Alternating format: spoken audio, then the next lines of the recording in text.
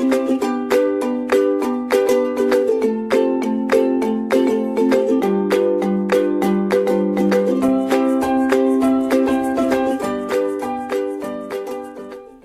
morning everyone, this is Dr. Kokila Saxena from JSS Academy of Technical Education, Noida. Welcome to the series of lectures on employee relations and labor laws. Today we will discuss about the Factories Act 1948. Now, the main objective of Factories Act 1948 is to ensure adequate safety measures and to promote the health and safety workers employed in factories.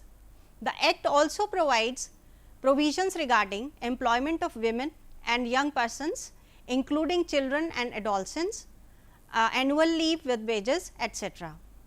The Act extended to whole of India, including Jammu and Kashmir, and covers all manufacturing processes and establishments falling within the definition of factory as defined under section 2M of the Act. The law is applicable to only those factories which employ more workers. Now, we will discuss about the definition part of the Act. Basically, definition part consists of various terms used in the Act. Now, the basic term in this Act is first is factory. Factory is defined in section 2M of the Act. It means any premises including the percentage thereof whereon 10 or more workers are working or were working on any day of the preceding 12 months and in any act of which a manufacturing process is being carried on with the aid of power or is ordinarily so carried on, or whereon 20 or more workers are working or were working on any day of the preceding 12 months and in any part of which a manufacturing process is being carried on without the aid of power or is ordinarily so carried on, but does not include a mine subject to the operation of the Mines Act 1952 or a mobile unit belonging to the armed forces of the Union, railway, running shed or a hotel, restaurant or eating place. Now, next important definition in this Act is manufacturing process. Manufacturing process means any process for making, altering, repairing, ornamenting, furnishing, packaging, oiling, washing, cleaning, breaking up, demolishing or otherwise treating or adapting any article or substance with a view to its use, sale, transport, delivery or disposal, or pumping oil, water, sewage or any other substance, or generating, transforming or transmitting power, or composing types of printing by letter, press, lithography or other similar processes, or book binding, constructing, reconstructing, repairing, refitting, finishing or breaking up ships or vessels, preserving or storing any article in cold storage. All these processes are defined under manufacturing processes. That does mean all the provisions provided by the Factories Act will be exercised in all these organizations. Now, we will start with the provisions provided by the Act. Now, first of all, we will study all provisions regarding health. Now, first provision of health is cleanliness in every factory. Now, under section 11, every factory need to keep the premises clean and free from effluvia arising from any drain, privy or other nuisance, and in particular accommodation of dirt and dust should be removed daily by any effective method from the floors of workrooms and from staircases and passages and disposed of in a suitable and efficient manner. In case of floor is subject to become wet during the working time, then they should be take proper drainage process or steps. Clean the workers floor every week with proper disinfectant or any other effective method of cleaning. Paint or repaint walls, ceilings and staircases of the factory once in every 5 years. repaint the walls once in 3 years in case of washable water paints. Paint and varnish all doors and window frames and other wooden or metallic framework and shutters at least one in a period of 5 years. Then next section is section 13, which says about ventilation and temperature. The section says effective and suitable provisions should be made in every factory for securing and maintaining in every workroom proper ventilation by circulation of fresh air. It also involves providing an adequate temperature at the workplace. For this, they should select the material of the walls accordingly. The state government may prescribe a standard of adequate ventilation and reasonable temperature for any factory or class or description of factories. And finally, if it appears to the chief inspector that excessive high temperature in any factory can be reduced by adoption of suitable measures, he can order them to use such a method.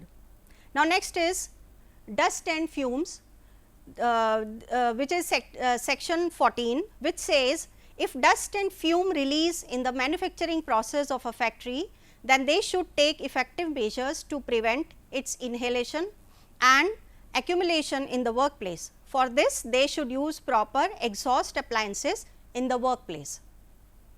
In any factory, no stationary internal ignition engine shall be operated unless the exhaust is conducted into the open air. Next is artificial humidification, which is section 15, which says in respect of all factories in which the humidity of the air artificially increases, the state government may make rules by prescribing standards of humidification, regulating the methods used for artificially increasing the humidity of the air, directing tests for determining the humidity and prescribing methods for securing adequate ventilation and cooling of the air in the workrooms. Now, next is overcrowding, which is section 16, which says no room in any factory shall be overcrowded to an extent which can be injurious to the health of the workers employed therein. It is also provided that a factory built after the commencement of this act should provide the area 9.9 cubic meters and 4.2 cubic meters above the level of the floor of the room. If the chief inspector by order in writing may or may not post a notice specifying the maximum number of workers who may be employed in the room.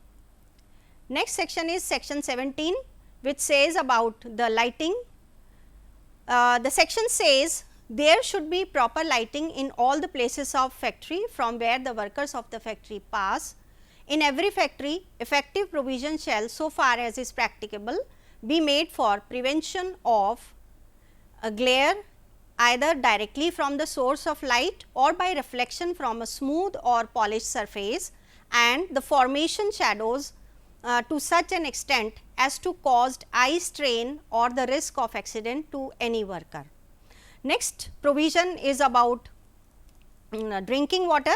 This is section 18, which says that in every factory there should be proper arrangement for a sufficient supply of wholesome drinking water and shall be legibly marked as drinking water, and all points should be 6 meters away from the washrooms.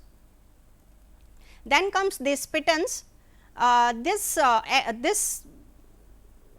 section says there should be sufficient number of spit-ons in the factories for the employees, and they should be in clean and hygienic condition according to this law. So, these were all provisions regarding health. Now, next is provisions regarding safety. Now, we will start with section 21, which says the fencing of machinery. This section says that the factory should fence the following machinery or substantial construction and maintain them in a right position. So, every moving part of a prime mover and every flywheel, whether the prime mover or flywheel is in the engine house or not, any part of a stock bar which projects beyond the headstock of a lathe. Every part of an electric generator, a motor or rotary converter, every part of transmission machinery and every dangerous part of any other machinery should be fenced properly so that accidents can be prevented. Now, next is work on or near machinery in motion. This is section 22, which says whenever machinery is in motion and it becomes necessary to do the inspection, lubrication, repairs, etc., the factory should appoint a specially trained expert workman wearing tight fitting clothes to do the job. Moreover, such workers shall not handle a belt at a moving pulley unless the belt is not more than 15 centimeters in width, the belt including the joint and the pulley rim is in good repair, there is reasonable clearance between the pulley and any fixed plant or structure, and the pulley is normally for the purpose of the drive. Also, this section says the factory owners should not allow any women or young person to clean, lubricate or adjust any part of a prime mover or of any transmission machinery while prime mover or transmission machinery is in motion. Our next section is section 23, which is related to employment of young persons on dangerous machines, which says that the factory owners or managers cannot allow any worker to work any machine without instructing him about the dangerous outcomes and the relevant precautions. Moreover, before the appointment, the manager has to see that the worker has relevant skills and knowledge to work on the machinery. Now, next section is 24, which is devices for cutting off power. This section states in every factory there should be suitable devices for cutting off power in emergency from running machinery in all the workrooms. In case of factory which do not belong to this act have to just do the arrangements in the workroom in which electricity is used to generate powers.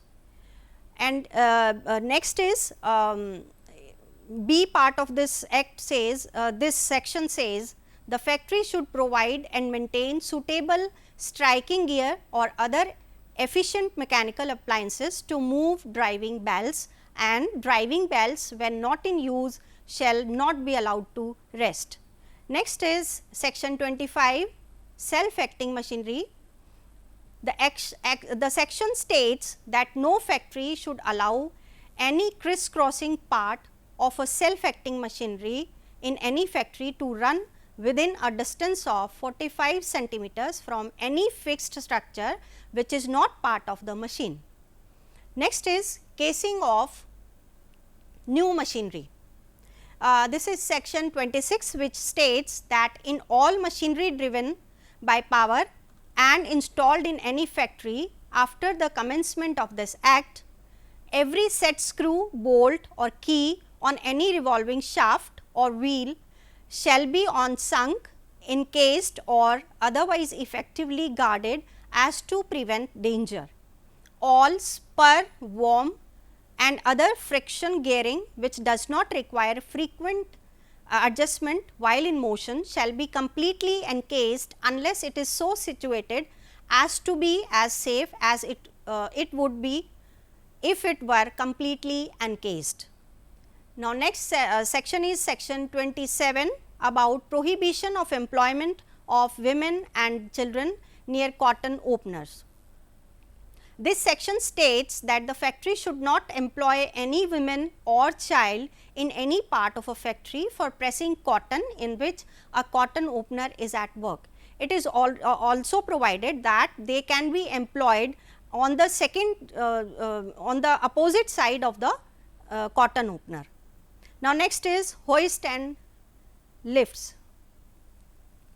According to section 28 of the Act, hoist and lifts in a factory shall be maintained in a good mechanical condition and must be examined by a competent person at least once in 6 months. Next section is revolving machinery, which says this is according to section 30, and this section says in every factory in which the process of grinding is carried on, there shall be permanently affixed to or placed each machine use a notice indicating the maximum safe working peripheral speed of every grindstone or wheel, the speed of the shaft upon which the wheel is mounted, and the diameter of the pulley upon such shaft are necessary to secure such safe working peripheral speed. The speeds indicated in notice under subsection 1 shall not be exceeded. The effective measure shall be taken in every factory to ensure that the safe working peripheral speed of every revolving vessel, cage, basket, flywheel pulley, disc or similar appliance driven by power is not exceeded. Now, next our provision regarding safety is pressure plants. This is section 31 of the Act, which says that if in any factory, any plant or machinery or any part thereof is operated at a pressure above atmospheric pressure, effective measures shall be taken to ensure that the safe working pressure of such plant or machinery or part is not exceeded. State government may make rules providing for the examination and testing plants or machinery such as referred in subsection 1. Now, next is pits, sumps, opening in floors, etc. These are all provisions are regarding floors, stairs and means of access. According to section 33 of the SAD Act, in every factory, every fixed vessel, sump, tank, pit or opening in the ground or in a floor which by reason of its depth, situation, construction or contents is or may be a source of danger shall be either securely covered or securely fenced. The state government may by order in writing exempt subject to such conditions as may be prescribed any factory or class or description of factories in respect of any vessel, sump, tank, pit or opening from compliance with the provisions of this section. Next section is 34, which is related to excessive weights, which where it is said it is fixed the weights to be pulled by workmen, and this section says that no person shall be employed in any factory to lift, carry or move any load so heavy as to be likely to cause him an injury. The state government may make rules prescribing the maximum weights which may be lifted, carried or moved by adult workmen, women worker, adolescents and child workers employed in the factories or in any case or description of factories or in carrying on any specified processes. Now, next is protection of eyes. This is section 35. Basically, it is for the precaution against dangerous fumes, gases and other effluents which affect eyes negatively. So, in respect of such manufacturing process carried on in any factory as may be prescribed, being a process which involves risk of injury to the eyes from particles or fragments thrown off in the course of the process or risk to the eyes by reason of exposure to excessive light, the state government may by rules require that effective screens or suitable goggles shall be provided for the protection of persons employed on or in the immediate vicinity of this kind of processes. Now, next is precautions against dangerous fumes, gases, etc. This is section 36, which states that no person shall be required or allowed to enter any chamber, tank, vat, pit, pipe, flue or other confined space in any factory in which any gas, fume, vapor or dust is likely to be present to such an extent as to involve risk to persons belonging overcome thereby unless it is provided with a main hole of adequate size or other effective means of egress. No person shall be required or allowed to enter any confined space as is referred to in subsection 1 until all practicable measures have been taken to remove any gas, fume, vapor or dust which may be present, so as to bring its level within the permissible limits and to prevent any ingress to such gas, fume, vapor or dust, and unless a certificate in writing has been given by a competent person based on a test carried out by himself that space is reasonably free from dangerous gas, fume, vapor, dust, or such person is wearing suitable breathing apparatus and belt securely attached to a rope, the free end of which is held by a person outside the confined space. Now, next is precautions regarding the use of portable electric light. According to section 36A, no electric light or appliance voltage exceeding 24 volts shall be permitted in the chamber, tank, pipe or other confined place. Next is power to require specifications of defective parts or test of stability. This is section 39,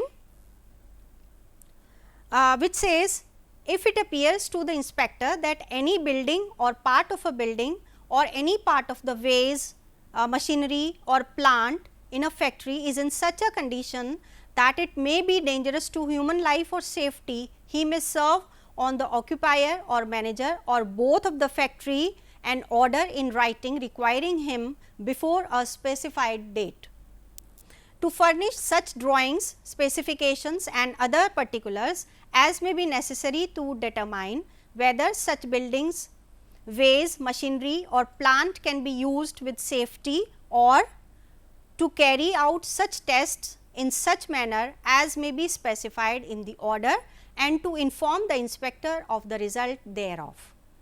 Now, next is safety of buildings and machines. This is section 40, which says,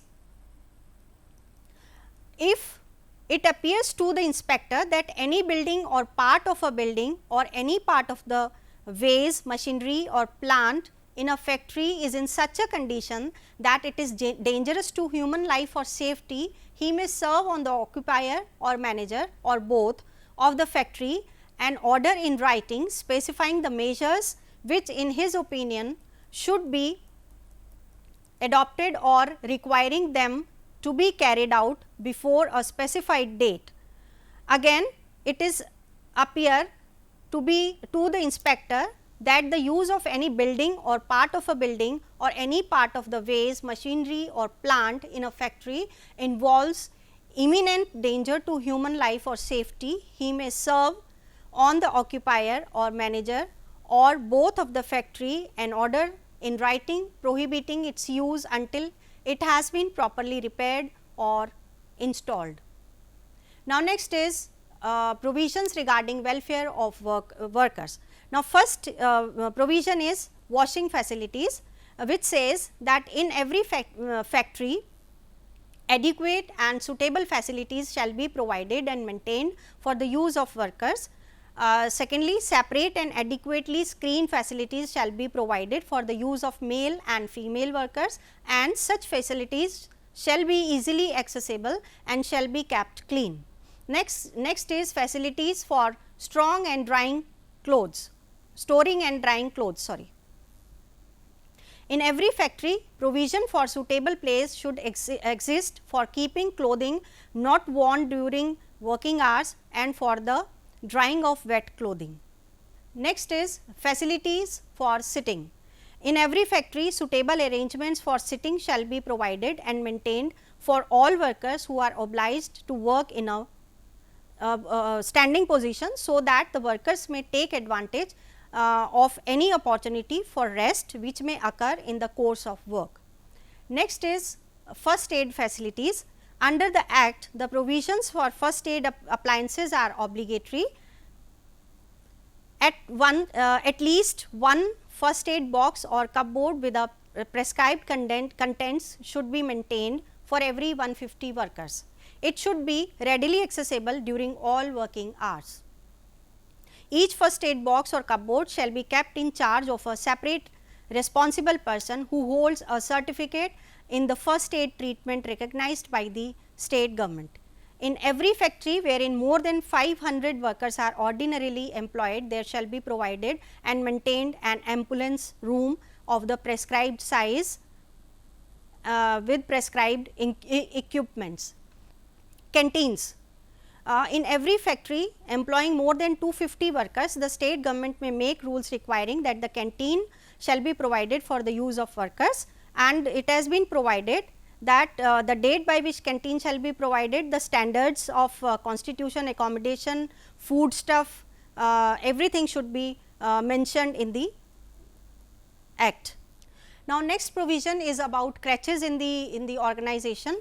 Actually, it has been provided that in every factory wherein more than 30 women workers are ordinarily employed, there should be provided and maintained a suitable room for the use of children under the age of 6 years of such women. Such rooms shall provide adequate accommodation, shall be adequately lighted and ventilated, shall be maintained in clean and proper sanitary conditions, and shall be under the charge of women trained in the care of children and infants. For it has been provided that facilities for washing and cleaning their clothing, free milk or refreshment or both for the children, and the mothers of children to feed them at the necessary intervals. All these facilities should be provided in the creches. Now, next is welfare officers. It has been provided that in every factory wherein 500 or more workers are ordinarily employed, the occupier shall employ in the factory such number of welfare officers as may be prescribed under section 49(1). The state government may prescribe the duties, qualifications and conditions of service of such officers. So, this is all about the provisions we have gone through. We have studied safety, welfare and health regarding provisions today, and other provisions we will talk all those provisions in next class. Thank you very much.